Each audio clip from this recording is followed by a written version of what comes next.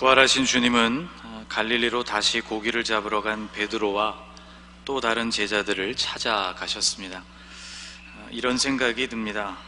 매번 번번이 주님을 떠나고 또 주님을 등졌던 제자들이 무엇이 예뻐서 또 그들을 찾아가셨을까? 그런데 예수님을 실망시킨 것도 제자들이었고, 예수님이 마지막 기대를 걸고 계신 것도 이 제자들이었습니다. 주님의 공생의 사역의 시작이자 마지막 유일한 열매가 바로 이 제자들이었습니다.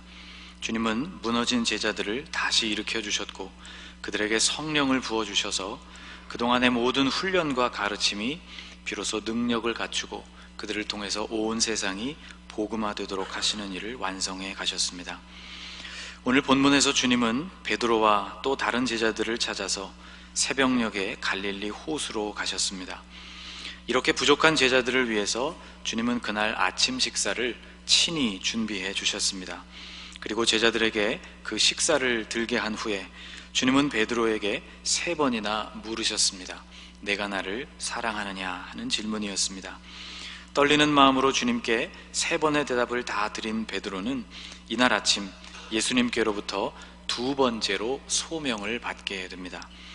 이 말씀을 하시고 베드로에게 이르시되 나를 따르라 하시니, 이 부르심은 베드로가 받았던 첫 번째 부르심과 다르지 않았던 부르심이었습니다.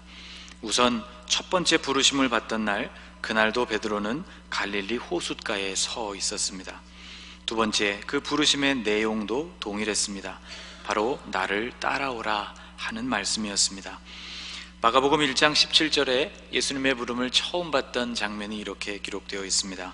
예수께서 이르시되 나를 따라오라, 내가 너희로 사람을 낚는 어부가 되게 하리라.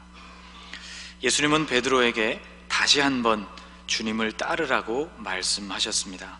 아마 이 말을 듣는 베드로의 마음은 여러 가지로 복잡했을 것입니다. 다시 찾아오신 예수님의 사랑에 감격하기도 했을 것이고, 또 사랑을 확인하시는 예수님의 질문 앞에서 두렵기도 했을 것이고, 또 새롭게 받은 그러나 동일한 이 사명 앞에서 그의 마음을 다시 굳게 결심하기도 했을 것입니다. 그런데 이 두 번째 부르심에 순종하여서 주님을 따라 나서자마자 베드로는 그의 시선을 빼앗겨 버리고 말았습니다. 그의 시선은 함께 주님을 따라 나서는 요한에게로 향하게 됩니다. 베드로가 돌이켜 예수께서 사랑하시는 그 제자가 따르는 것을 보니 그는 만찬석에서 예수의 품에 의지하여 주님을 파는 자가 누구오니까 묻던 자더라.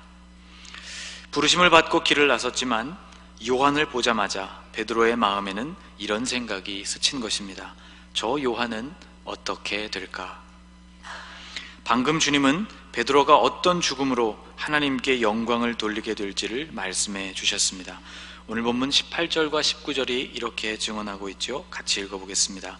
내가 진실로 진실로 내게 이르노니 내가 젊어서는 스스로 띠띠고 원하는 곳으로 다녔거니와 늙어서는 내 팔을 벌리리니 남이 내게 띠띠우고 원하지 아니하는 곳으로 데려가리라.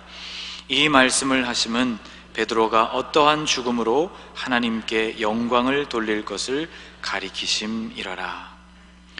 이 말씀이 본인의 죽음에 대한 말씀이라는 것을 베드로가 그 순간 100% 깨닫지 못했더라도 적어도 그는 젊어서 스스로 띠를 메고 어디든 원하는 곳으로 다녔지만 이제 늙어서는 남이 그에게 띠를 메어주게 될 것이고 원하지도 않는 곳으로 본인을 이끌어갈 것이라는 이 주님의 말씀이 인간적으로 볼 때 분명히 베드로에게는 희망적인 말씀은 아니었음이 분명합니다.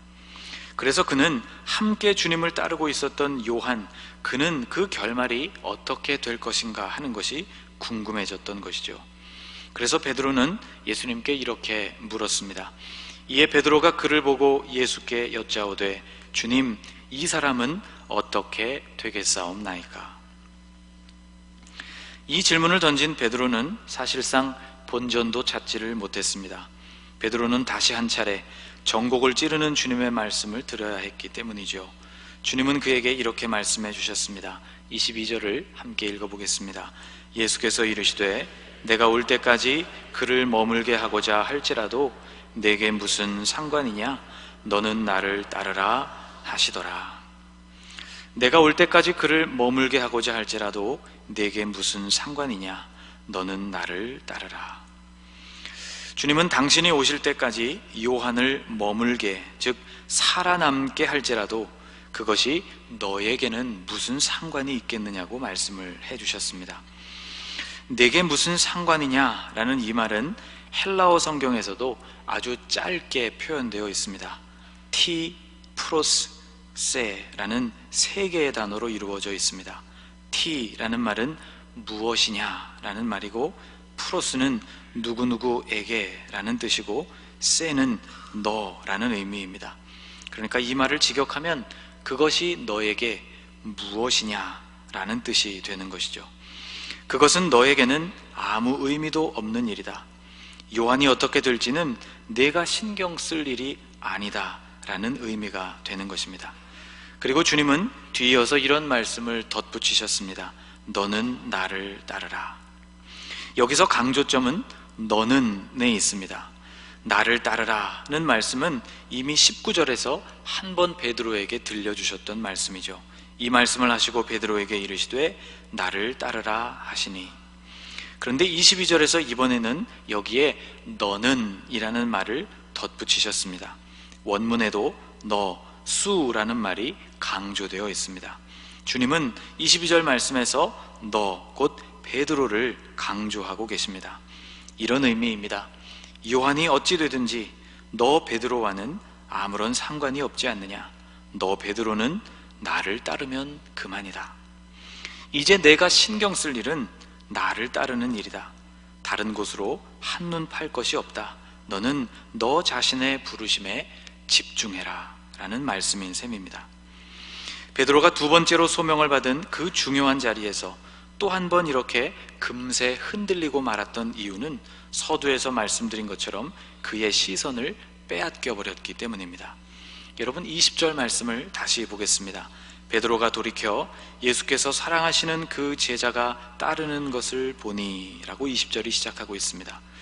이 20절 말씀을 가만히 들여다보면 이 말씀 속에 돌이켜라는 단어를 발견하게 됩니다.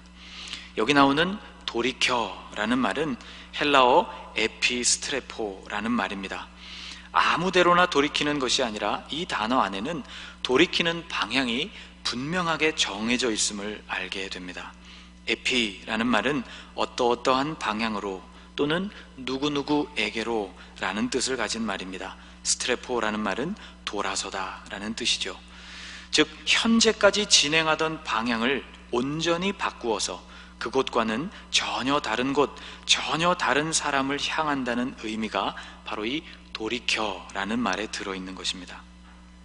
예수님께서 회당장 야이로의 딸을 고치시러 가시는 길에 수많은 사람들이 예수님과 함께 동행하게 되었는데 그들 중에 한 여인이 믿음을 가지고 예수님의 옷자락을 만진 일이 있었습니다. 이 일로 그녀는 곧 병이 낫게 되었죠. 그런데 예수님이 자신으로부터 능력이 나아가서 그녀의 병을 고쳤다는 사실을 아시고는 성경에 보면 돌이키셨다고 기록되어 있습니다. 예수께서 그 능력이 자기에게서 나간 줄을 곧 스스로 아시고 무리 가운데서 돌이켜 말씀하시되, 여기 등장하는 돌이켜에 해당하는 동사가 바로 에피스트레포라는 동사입니다.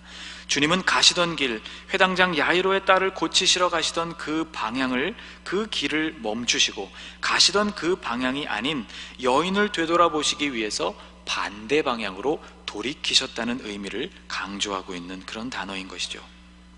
여러분, 방향을 유지하는 일은 차를 운전할 때에도, 비행기나 배를 운항할 때에도, 그리고 우리의 인생에 있어서도 매우 중요합니다. 베드로는 주님을 따르고자 결심했던 그 방향이 금세 요한이라는 사람에게로 틀어지고 말았습니다.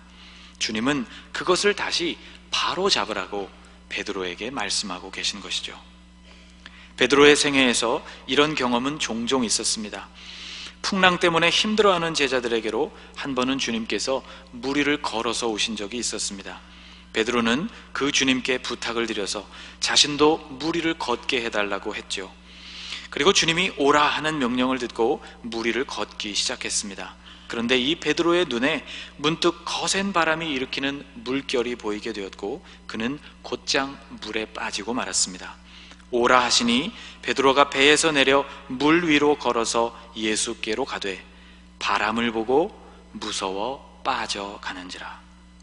베드로는 그의 시선과 또 그의 마음을 불어오고 있는 바람과 그리고 그 바람 때문에 일어나고 있는 거친 파도에 빼앗겨 버리고 말았던 것입니다. 예수님에게서부터 시선을 거두게 될 때, 엉뚱한 것이 베드로의 마음과 그 시선을 사로잡을 때 베드로는 어김없이 넘어졌던 것이죠.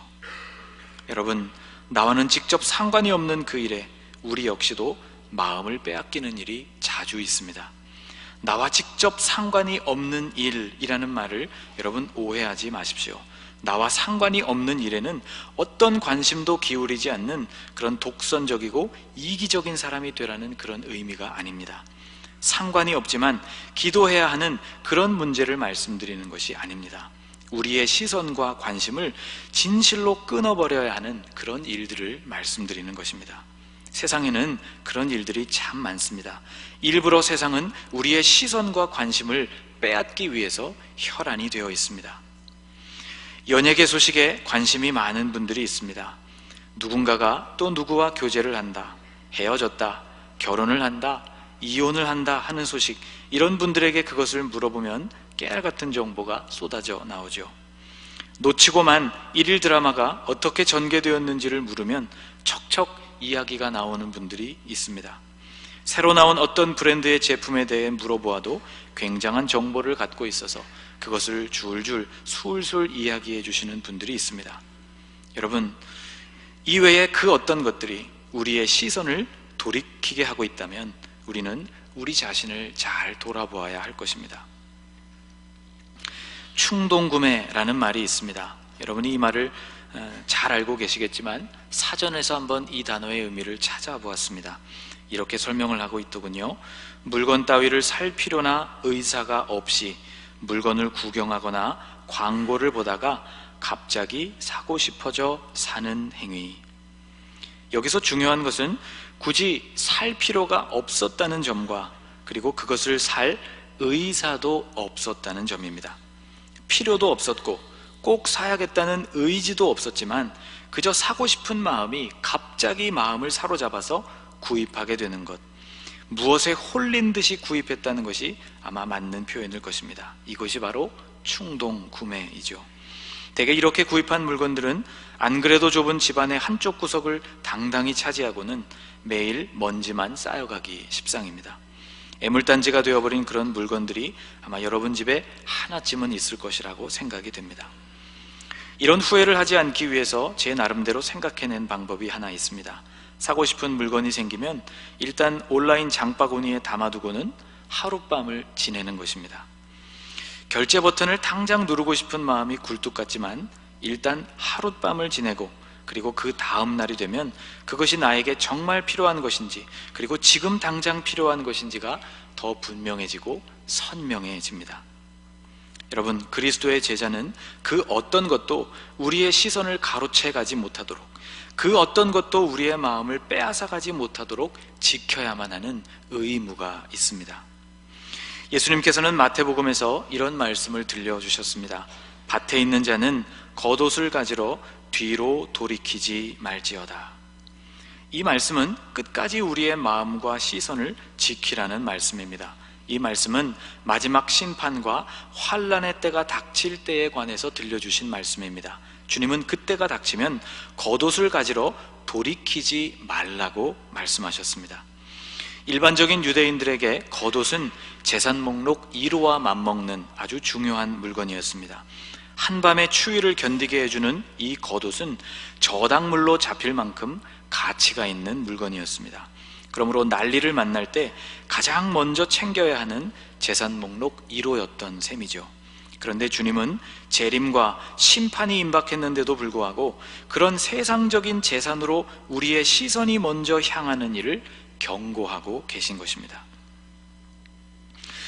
여러분은 소돔과 고모라의 심판 이야기를 잘 알고 계실 것입니다. 심판이 임박했을 때 롯의 식구들은 날이 밝을 때까지 밤새도록 지체했습니다. 모든 것을 그곳에 두고 떠나야 하는 일이 그들에게 쉽지 않았기 때문이죠. 결국 천사들이 식구들의 손을 일일이 붙들어서 성 밖으로 인도해내야 할 만큼 그들은 그 밤새도록 많이 망설였습니다. 천사들은 그 식구들에게 이렇게 경고했습니다. 그 사람들이 그들을 밖으로 이끌어낸 후에 이르되 도망하여 생명을 보존하라. 돌아보거나 들에 머물지 말고 산으로 도망하여 멸망함을 면하라. 아쉬운 마음이 들어도 결코 뒤돌아볼 생각을 하지 말고 곧장 산으로 도망하라는 말이었습니다. 그러나 이런 경고에도 불구하고 롯의 아내는 그만 뒤를 돌아보고 말았죠. 롯의 아내는 뒤를 돌아보았으므로 소금 기둥이 되었더라. 그곳에 남겨둔 그 무엇인가가 롯의 아내의 마음과 시선을 빼앗았던 것입니다. 믿음의 사람 바울은 빌립보에 있는 성도들에게 이런 편지를 썼습니다. 형제들아, 나는 뒤에 있는 것은 잊어버리고 앞에 있는 것을 잡으려고 그리스도 예수 안에서 달려가노라. 바울의 시선과 바울의 마음은 뒤에 있는 것이 아니라 앞에 있는 것, 세상에 있는 것이나 이미 이룬 업적이 아니라 앞에 있는 사명, 앞에 계신 그리스도를 향하고 있었다는 것이죠. 저는 그의 인생이 승리할 수 있었던 비결이 바로 여기에 있었다고 믿습니다. 내게 무슨 상관이냐? 너는 나를 따르라. 여러분, 오늘 이 말씀이 여러분에게는 어떻게 들리십니까? 나와는 상관없는 일, 나의 사명을 이루는 일과는 관계없는 일, 생명 없는 일, 여러분, 이런 일에 여러분의 마음과 시선을 빼앗기지 않게 되시기를 주님의 이름으로 축복합니다. 여러분의 마음을 온전히 주님께 드리실 수 있기를 축복합니다. 소명을 기억하고 우리의 사명에 다시 집중할 수 있는 은혜가 오늘 여러분과 저에게 있게 되시기를 주님의 이름으로 축복합니다. 기도하겠습니다.